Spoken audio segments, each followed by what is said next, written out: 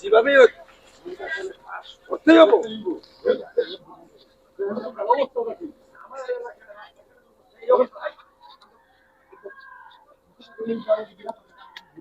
আগে নে আগে আগে নে আসো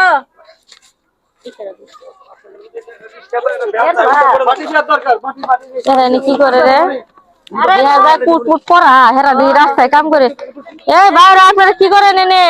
আসসালামু আলাইকুম। আমি নির্বাচন করতেছি তো, নির্বাচনে দাঁড়াইছি যে আমারই মহল্লা। এই গেটআপে আপনারা রাস্তায় এনে বালু চালু ইট মিট বুলাইতেছেন, বুঝলাম না কিছু। সমস্যা নাই ভাবি এই আমার নেতা ভোটে দাঁড়াইছে, সমস্যা নাই। নির্বাচনে দাঁড়াইছে, বুঝলাম বিষয়টা এখন। হ্যাঁ এই রাস্তা এরকম থাকবো না। আপাতত আমরা ইট দিয়ে গেতাছি যেন যা আছে ভাঙাচোরা।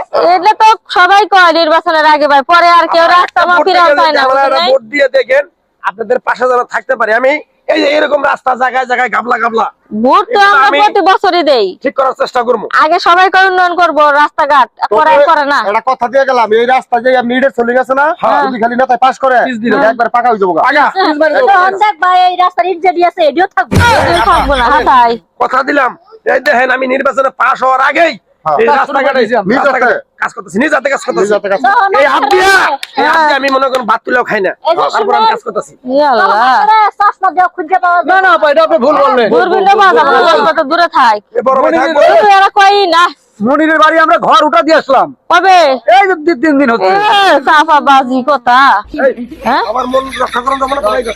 গতবারে শুনেন আপনারা যে চাপা মারতেছেন, গতবার যে চেয়ারম্যানটা পাস করলো না, হেরাও মনে করেন এরকম চাপা মারছে।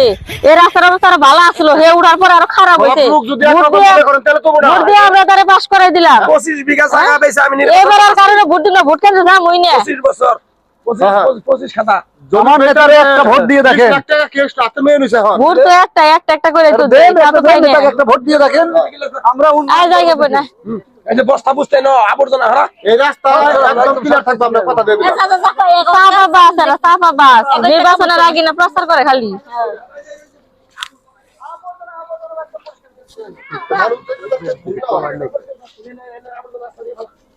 কি করতেছেন আপনারা? এই ভাই কি করেন ভাই?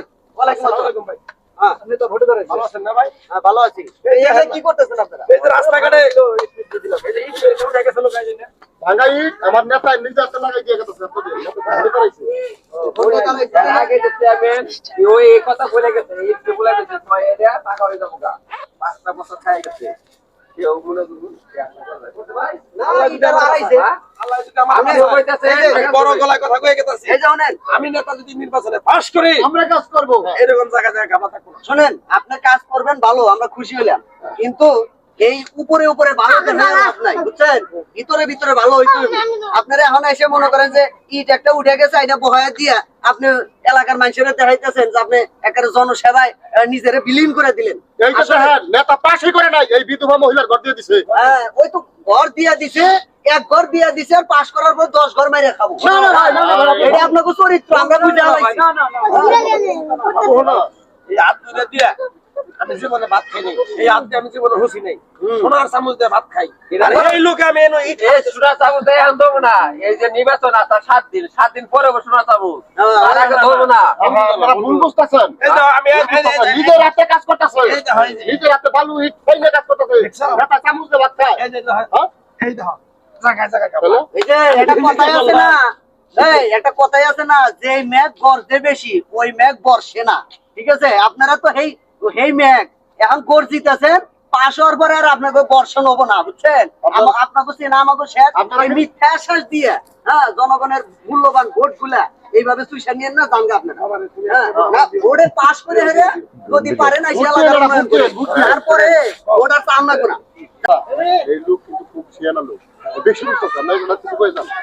বলো বাবা রে তোমার কাছে খাবার শুরু করে দিও। আসলে খরচ পাঠাইতে মনে হয় যে খরচ দিয়ে দিব আপনাকে। হ্যাঁ, খরচ দিবেন তাই না? যে দেখছেন উচিত কথা কইলাম যে যে মেঘ গর্জে বেশি ওই মেঘ বর্ষে না, তাই তাতেই মনে করেন বুঝে হালাইছে। হ্যাঁ, এইরকম আপনাদের সমাজে আপনাদের এলাকায় যারা আইতেছে যাইতেছে